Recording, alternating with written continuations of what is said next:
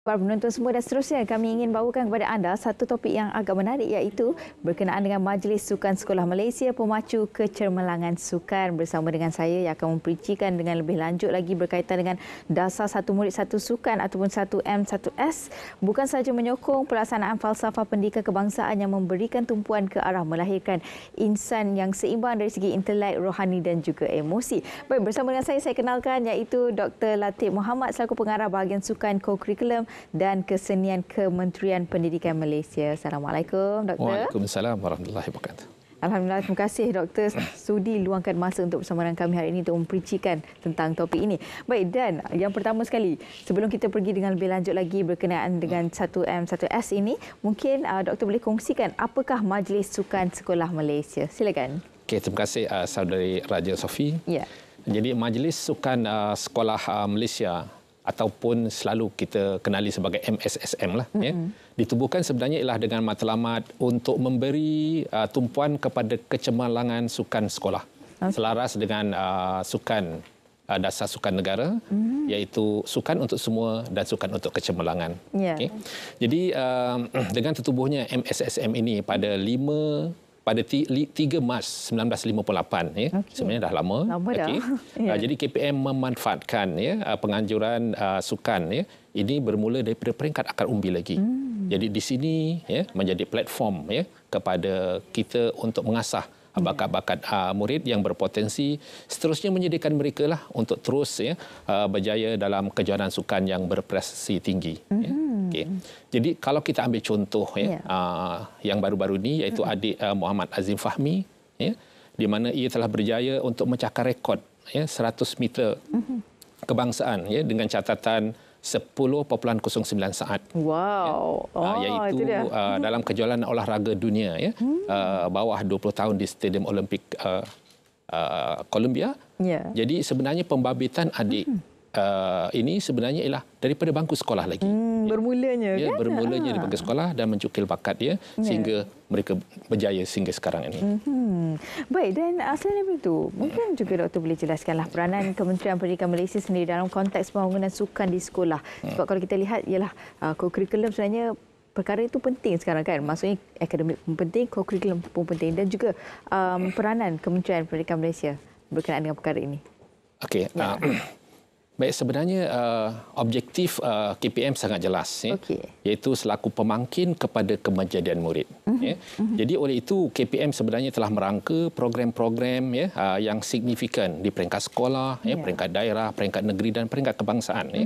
Jadi kalau kita melihat berkenaan dengan dasar yang seperti yang disebutkan tadi, iaitu dasar satu sukan, satu murid satu sukan, ataupun biasanya disebut 1M1S.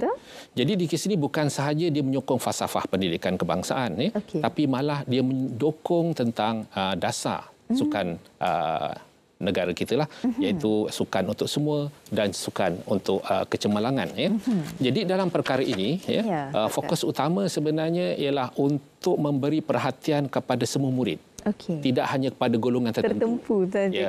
Maksudnya kepada semua murid, termasuk murid-murid yang kurang aktif dalam sukan ini.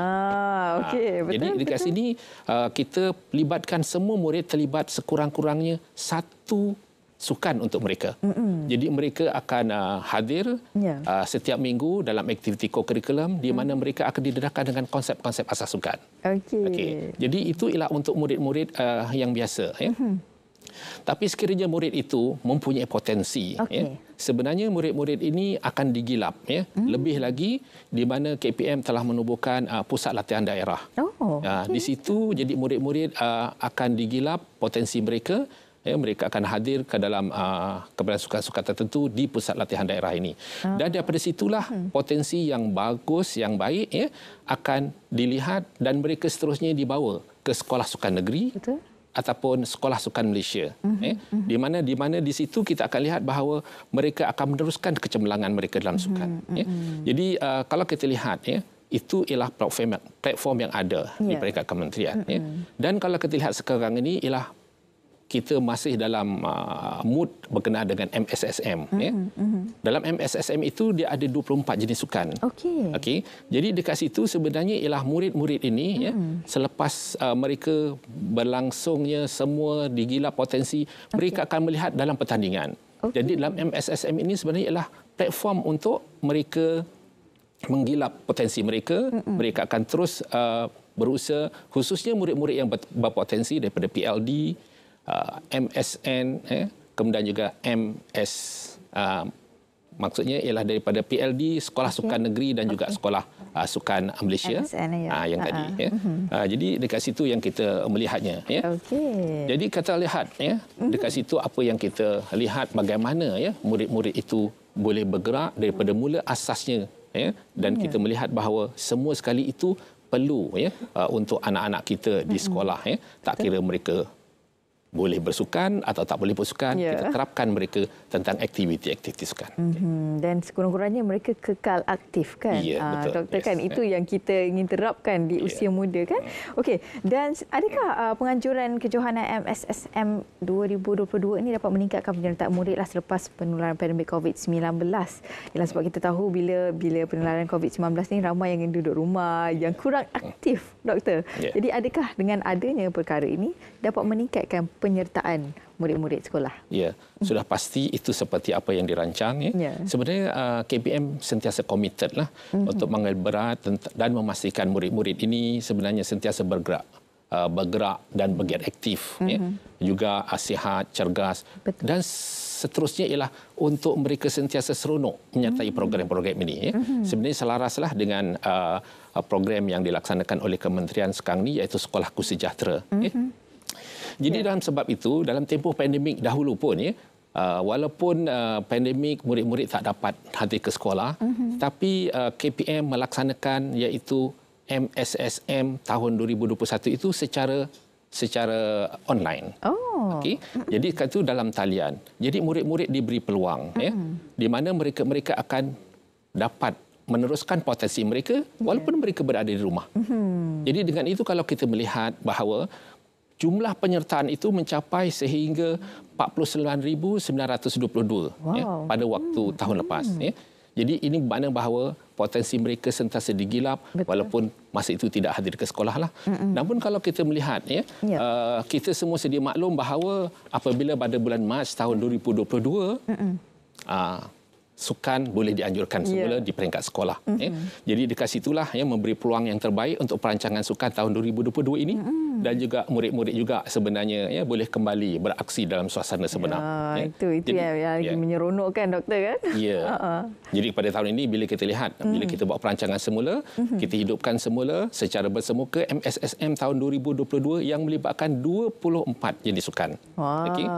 Jadi sukan-sukan tersebut sebenarnya ialah melibatkan akuatik, badminton, bola baling, bola sepak, bola jaring, bowling, catur, golf, hoki, gym rama, gimnastik, merentas desa, olahraga, pelayaran, softball, squash dan juga tenis.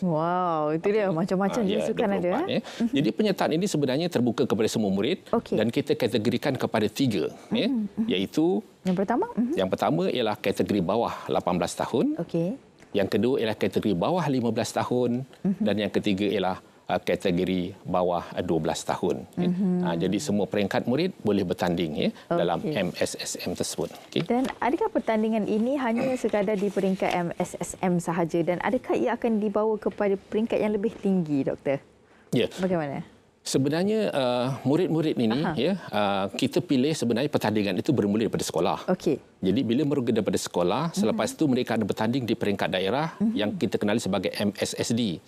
Kemudian yang terbaik itu akan menyertai peringkat negeri iaitu MSSN. Daripada MSSN lah mereka akan bertanding di peringkat MSSM sekarang ini. Jadi di peringkat itu sebenarnya itu ialah platform untuk mencungkil bakat mereka.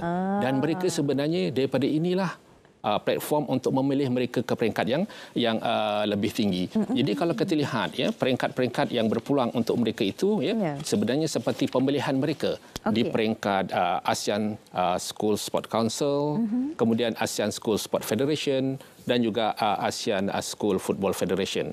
Dalam kejohanan-kejohanan ini peringkat yang lebih tinggi. Namun begitu, di platform MSSM ini juga ialah satu platform untuk memilih bakat-bakat yang terbaik untuk kita letakkan mereka di Sekolah Sukan Malaysia, iaitu SSM.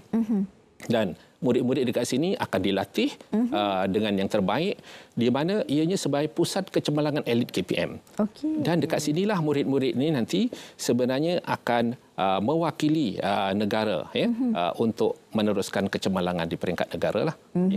Jadi dekat sini kita bekerjasama dengan Majlis Sukan Malaysia dan juga kita juga bekerjasama dengan Persatuan Sukan untuk membawa mereka untuk terus ke pesada dunia lah. Ya, insya-Allah. Dan saya kira ini satu inisiatif yang cukup baik kan, khususnya pada mereka nak murid sekolah ni, sebab kalau zaman saya dulu belum wajib lagi doktor kan. Jadi masih boleh memilih lagi antara nak join ataupun tidak, dan ini satu keperluan ialah berdasarkan daripada kesihatan kita kan, iaitu melibatkan mereka yang obesiti sebagainya, perlu untuk anak-anak murid kita ini daripada usia di bangku sekolah lagi untuk kita berikan mereka kekal aktif supaya mereka kekal sihat insya-Allah dan juga sentiasa bertenaga. Baik, terima kasih saya ucapkan kepada Dr. Latif Muhammad selaku pengarah bahagian sukan, kurikulum dan kesenian Kementerian Pendidikan Malaysia. Terima kasih banyak tuan. Okey, sama-sama. Di atas perincian tersebut doktor. Baik, dan seterusnya para penonton